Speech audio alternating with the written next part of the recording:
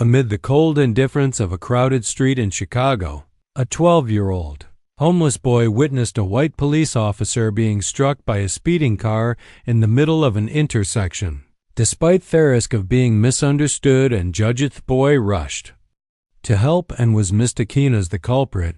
It wasn't until the injured officer woke up and told the truth that the city realized kindness does need permission to exist. Before we dive in this story, let us know where you're watching from. We'd love to hear your thought. It was a cold fall evening in downtown Chicago. Wind whipped between rusted subway columns and the concrete overpass above buzzed with the sound of impatient traffic, and half-lit street lamps cast long shadows over stained brick wall sand. Graffiti-covered dumpsters. People bustled past the alley entrance, some in sleek coats, others in fast food uniforms. Known. Looking sideways, a white woman clutched her purse tighter as she passed a bundled figure against the wall. A man in a blue delivery jacket glanced once, seen, looked away, muttering something about those street kids always begging. Fat bundled figure wasn't begging, he was fixing his bike. Elijah was 12, skinny with ash brown skin and thick dark curls, backed by a fraying bandana. He wore an oversized gray hoodie stained with old grease and jeans 2 sizes too big, cinched at the waist with a broken bungee cord. His sneakers didn't match his hands, small but rough, worked carefully with a bent fork and a flattened soda can. Adjusting the bike, a cane he'd salvaged from a junk pile last week. Duct tape held a seat together. A dented milk crate was bolted on the back. His storage unit, every item had ashtray, none of them good. He wasn't invisible. People saw him, they just didn't want to. Sometimes they'd mutter, "Jet a job," or "Where's your mother?" Other times they'd cross the street when he was caught napping on a bench last winter. The security guard at the plaza sprayed cold water on the seat and told him to go bother someone else. The words didn't sting anymore, not like the U.S. said to. Elijah didn't go to school anymore after his mom passed in a hit and run years ago, and no relatives came forward. He'd run from the shelter system. Too many fights, too many rules. He'd rather sleep with his back against brick and freedom in his breath and lie awake in a room where he was just a number. Had learned how to keep quiet, how to avoid eye contact, how to make a dollar list 4 days, but every night before curling into the corner behind the laundromat or under the viaduct, he'd look up through the haze of city light and whisper, "You still up there, Ma?" His fingers would tighten around the one thing he had left, a faded red scarf. Nippy, her hands still smelling faintly of lavender and old perfume. It stayed in his pocket always. This night felt the same, but also not quite as. Elijah patched the last piece off his chain, tightening it with a piece off wire. A faro siren wailed somewhere in the city. Something was already starting to go wrong. He didn't know it yet, but by tomorrow his name would be on the front page of every paper in the city. Not as a suspect, not as a street kid, as a hero.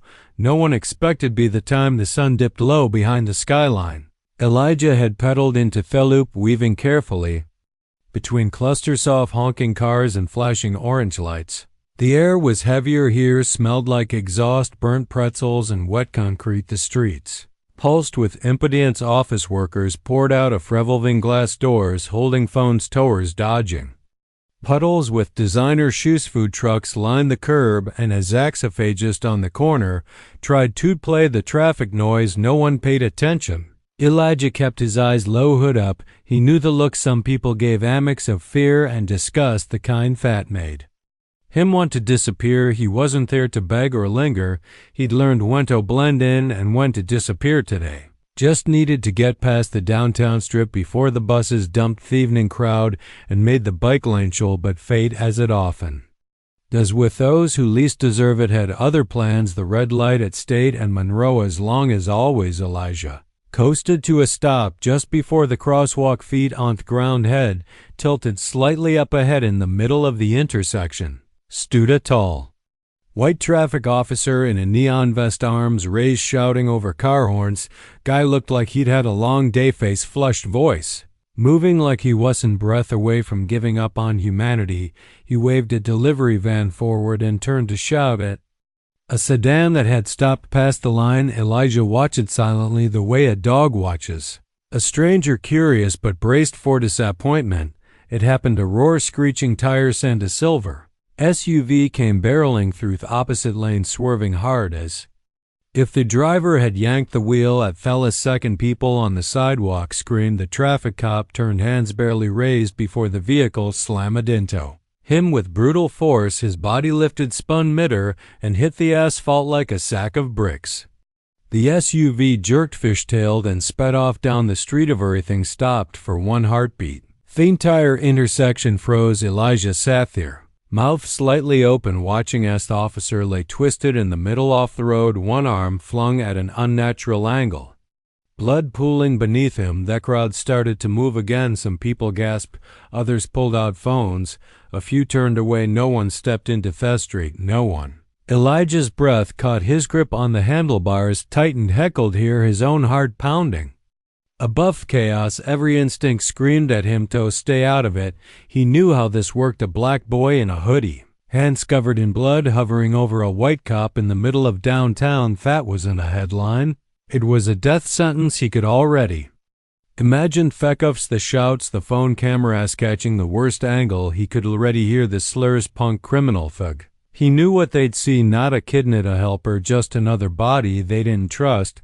But then memory cut through, fear. His mother's voice, soft but firm like it used to be when she'd braid his hair or button his coat before school. You don't get to choose how the world sees you, baby. You only get to choose who you are. Don't ever let them harden your heart. Be good, even if they ain't.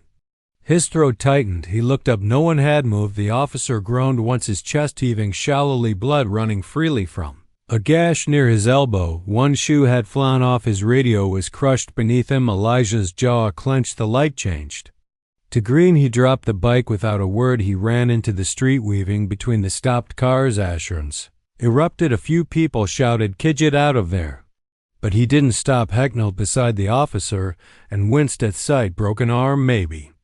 A cracked rib, blood thickening on the concrete. Elijah didn't know much about first aid, but he knew when someone was dying.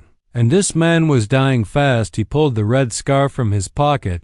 His mother's. It still had her scent, faint as breath. He pressed it to the man's wound and wrapped it tight, tying it with hands that shook but didn't hesitate. Blood seeped through, almost instantly warm and horrifying. The officer's face twitched. A groan escaped his lips.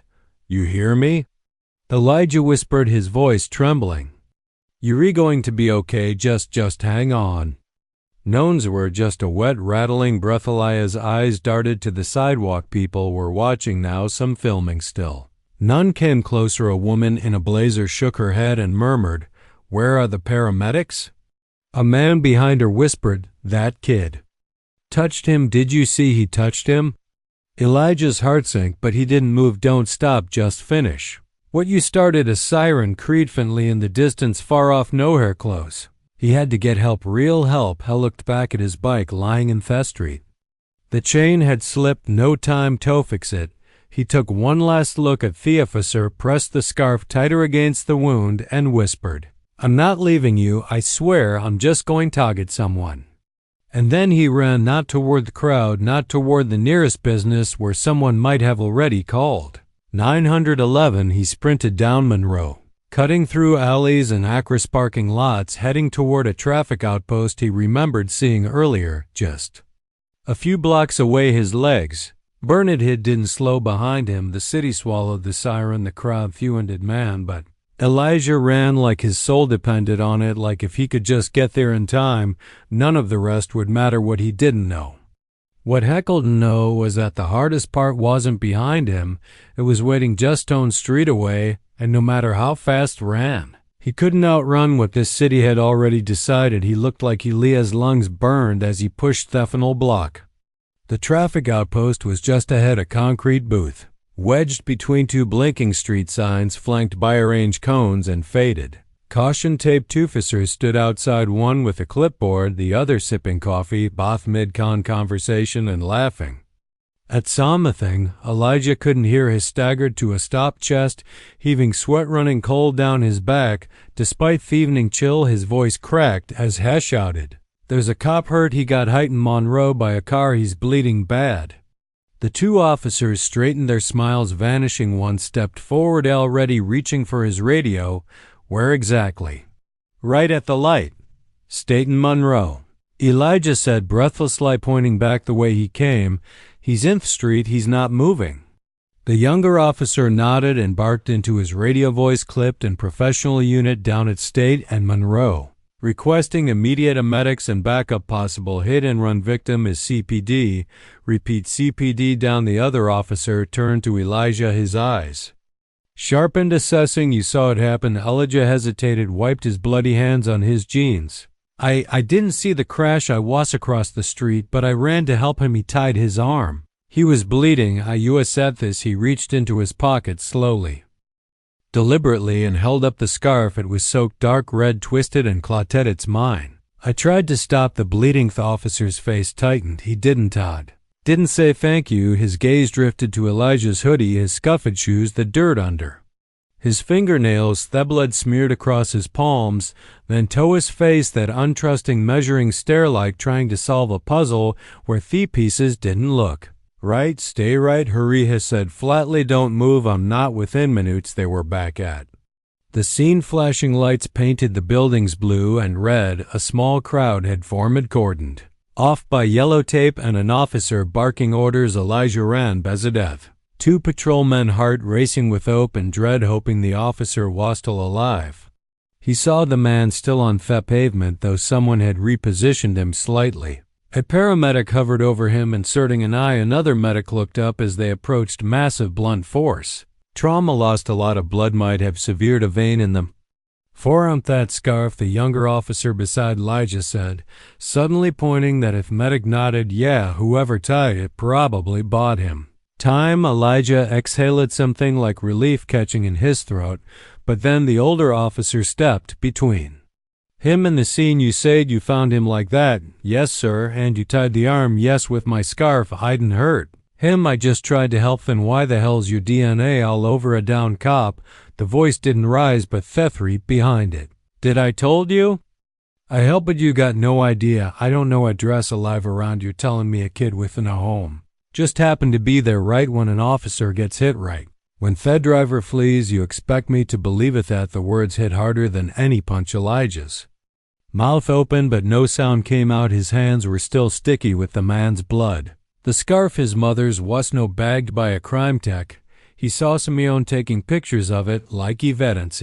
Older officer stepped closer. Turn around. What turn around?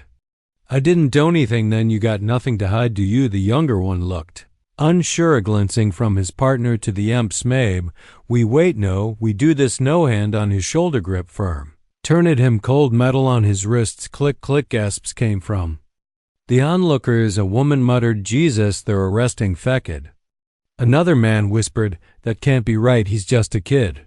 But no one stepped forward. Not one voice rose louder than a murmur. The cuffs bit into Elijah's wrists as he was led away from flashing lights, away from the man he had tried to save. Away from the scarf. The only thing he had left of his mother. Didn't cry. He didn't shout. He'd learned a long time ago that black boys will raise their voices, don't get hard. They get handled at the squad car. Hetried once, just once. I didn't hurt him. I saved him. The older officer snorted. We'll see what the evidence says. Elijah sat in the back seat, heart pounding, throat dry, watching the skyline shrink. As they pulled away, he wasn't angry, yet not fully. Mostly he felt the deep familiar ache of being unseen and hard judged. Before he even got to explain, he thought of his mother, her voice in his head, telling him to do the right thing, be good, even if they had done what she asked. He had done everything right, and still here he was in cuffs with a record maybe about to be written in ink he couldn't erase at the station. No one met him with empathy. They took his hoodie, his shoes, fingerprint him. When he told them again what happened, they wrote it down like they were logging an excuse. When he asked if the officer was alive, no one answered. He sat alone in a pale gray holding room, now and out's fluorescent light flickering a chair and a metal bench, cold steel pressed against his skin. He rubbed his thumb over the spot where the scarf was said to rest.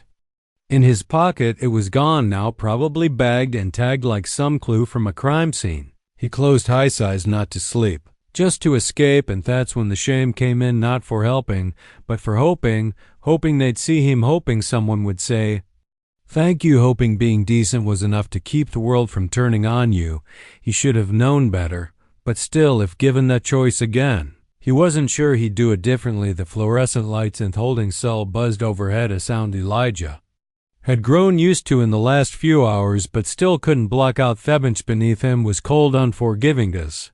If it were meant to remind you that comfort wasn't part of this place. He sat with his back against the wall, arms folded, eyes vacant. They'd taken his hoodie, his scarf, his voice.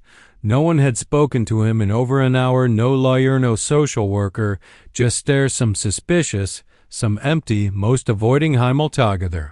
Like he was a smudge on Pfeffler no one wanted to clean. A female officer had handed him a plastic cup of water earlier, but she didn't say a word, just placed it on the metal table and left. Elijah didn't drink it, his mouth was dry, but something in him refused. The gesture not out of pride, but survival when the world only gives you scraps. You learn to stop taking handouts that come without humanity. He didn't want fear pity. He wanted someone to listen. He played the moments back in his head over and over, the screech, the slam, the blood silence, the way the officer looked up at him, barely conscious, the way his fingers had twitched when Elijah teed the scarf around his arm.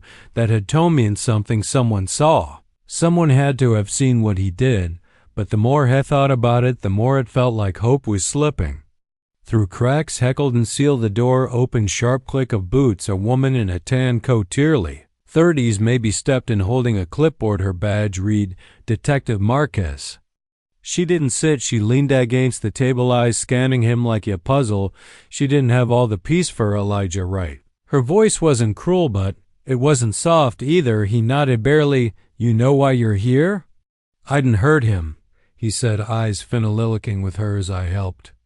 "I've read the initial report," she said. Officer said, "You arrived at the outpost alone, hands covered in blood, claimed a cop had been hit. You gave them a scarf as evidence." "Your scarf?" "It wasn't evidence, it was his tourniquet." Elijah said, "He was bleeding. I wrapped his arm," he told them. "I know," she replied, flipping a page, "but you see the problem, right? No witnesses, no cameras. Caught theme pack, just the aftermath. You next to him covered in blood, that's all we've got." Elijah's voice trembled now, not from fear, but from the weight of everything being turned backward. "You think I would do that and then come tell you?" She looked up at him, and for a second something changed. Her gaze softened just a little. "I didn't say I think you did, but I'm not the only on asking questions." He leaned forward. "Now just tight. Is he alive?" A pause. "He's in critical condition. Lost a lot of blood, surgery took hours. He's sedated now, but stable." Elijah sank back a breath. Hadn't know he'd been holding finale escaped his lips. "He's going to make it if nothing changes." "Overnight, yes." Silence stretched between them. She stood straight and moved to the door, hand on the knob. Before leaving, she turned and said, "I'll be back in the morning. If y'all think of anything else, anything that might help, now's the time." "I already told you everything." Elijah whispered more to himself than her, but she heard the door clicked shut behind her. Meanwhile, on the 5th floor of Mercy Hospital, in a room flooded with sterilite and hushed urgency, the officer lay in bed, pale, unconscious, a tube down his throat and 4 in each arm. Machines beeped, steady and calm, now like the worst had passed, but the battle hadn't ended. A nurse adjusted the blanket at his feet. Another checked the monitors and noted vitals on a clipboard. No one spoke within it, just past 512 a.m. His eyelids flickered. It was subtle, the kind of motion you might miss if you weren't trained to catch signs of consciousness. Nurse moved closer, leaned in. "Detective Moran," she said softly, his lips parted, breath catching his isopan slowly adjusting to the light. Panic flickered in his face for a moment before he seemed to realize he was in a hospital. "You're safe," she said quickly. "Yuri and Mercy, you were in an accident. You've had surgery. You're okay." He blinked, swallowed, winced. "Do you remember what happened?" she asked. He nodded weakly. His voice was gravel. "Car hit me." "Yes, a hit and run." He struggled to speak. She handed him a small pad and pen. His hand trembled as he scrolled a few words. "Boy, where is he?" The nurse blinked. "A boy? What boy?" He nodded. Tap Fina tepid again. He helped me." She hesitated. "They brought in a young suspect." "You mean him?" He looked at her like she'd missed the point of the world entirely. "Hesed me." He wrote next, pressing harder with the pen. Within the hour, the ICUSCALL reached the precinct.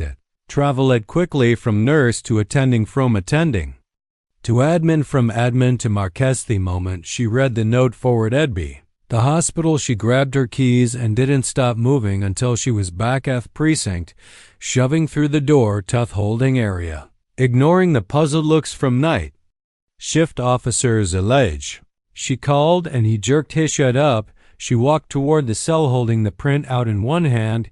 He woke up. He wrote a statement, said, "You saved his life, not hurt, not fled, saved." Elijah stared at her. It didn't register at first. "What?" She unlocked the door herself. "You're not under arrest anymore. Let's get you out of here." He stood slow, still uncertain if this was real. "So they believe me?" She nodded. "He believes you, and that's what matters." As she led him out of the holding area, past the desks and tired cops and hollow conversations, Elijah didn't smile, hadn't cry. He just walked quietly, his footsteps light, but not from relief. He wasn't free yet, not really, not until people saw more than blood, more than a hoodie, more than the color of his skin. But for the first time in a long time, Simeon had looked past all that and believed him. By mid-morning, the city had begun to change. It started with whispers. Someone at the hospital staff had posted anonymously on social media. The officer who was hit downtown yesterday woke up and said, "The kid who saved his life is being held in custody," said, quote, "He didn't hurt me, Hesaved. Me." The post exploded within hours. It was everywhere, on news tickers and Twitter, on local live streams. A photo of Elijah grainy and taken from a phone throw. The glass of a squad car circulated with captions ranging from "Boy hero wrongly accused" to "From suspecto savior," but Elijah didn't know any of this when he stepped out of the precinct just after noon, wearing a plain gray hoodie, a size too big that someone had loaned him, and no shoes. He hadn't gotten those back yet. Detective Marquez walked beside him. "Do you have somewhere to go?" she asked carefully, her tone gentler than before. Elijah shook his head, then shrugged. "I usually stay under the bridge on Harrison, but it's loud there, hard to sleep." She paused, unsure how to respond to that kind of honesty. "I'll see if we can get you into housing, maybe a center, one of the better ones. You should have a safe place tonight." He didn't answer. The sunlight felt foreign on his face after the window lesson. He kept walking, hands in his sleeves, quiet, watching his feet on concrete.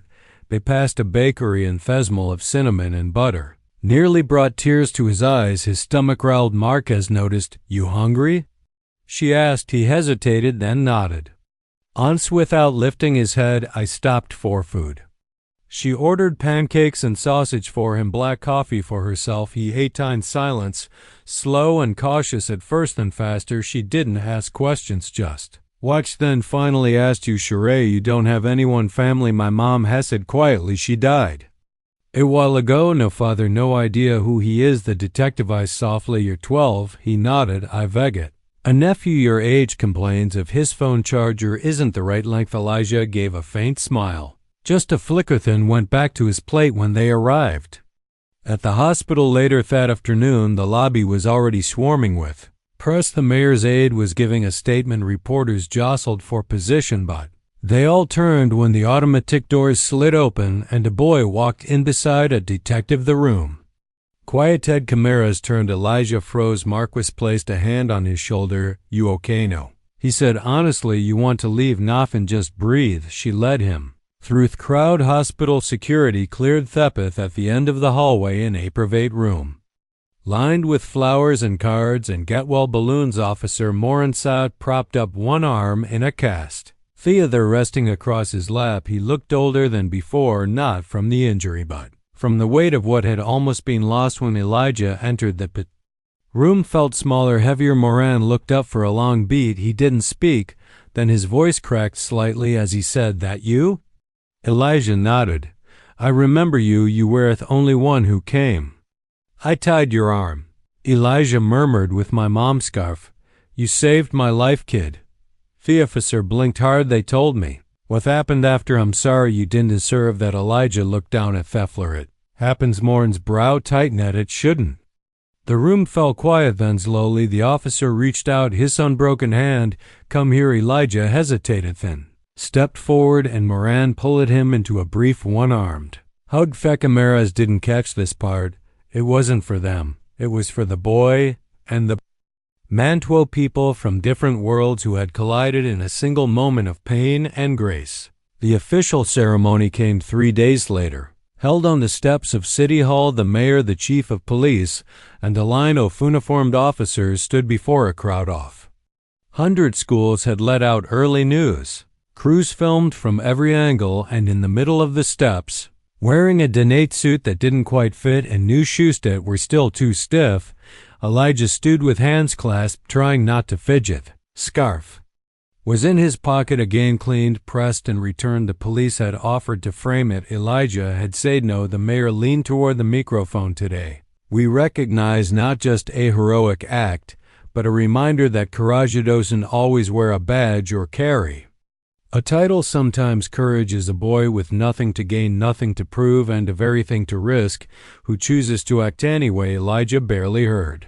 the applause that followed. He stood still, heart-pounding, staring out at the crowd. Some faces smiled, others watched with curiosity, but he wasn't thinking about them. He was thinking about his mom, about her voice. Be good, even if they ain't. And now maybe for the first time someone had finally seen the boy. She raised later Thate Vening as the sun dipped behind Thesky line. Elijah sat on the steps, the crowd long gone. Marquez walked up beside him, handed him a soda. You did good, Tade. I didn't like the speeches. You didn't have to. You weren't there to impress them. He looked up at her. So what happens now? You'll have choices. People want to help. I'll make sure you're not back on the street tonight. After that, we figure it out. You've earned that. Hell, looked out at the city lights flickering in like stars, waking up. Do you think they'll forget me? He asked. She shook her head. Not a chance. But even if they did, knew now that he wouldn't forget himself, and maybe that was what mattered most. He wasn't just a shadow anymore.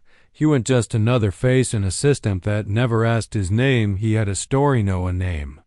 A moment that no one could take. Elijah, the boy who stayed, the boy woe saved, the boy who was finally seen. Join us to share meaningful stories by hitting the like and subscribe buttons. Don't forget to turn on the notification bell to start your day with profound lessons and heartfelt empathy.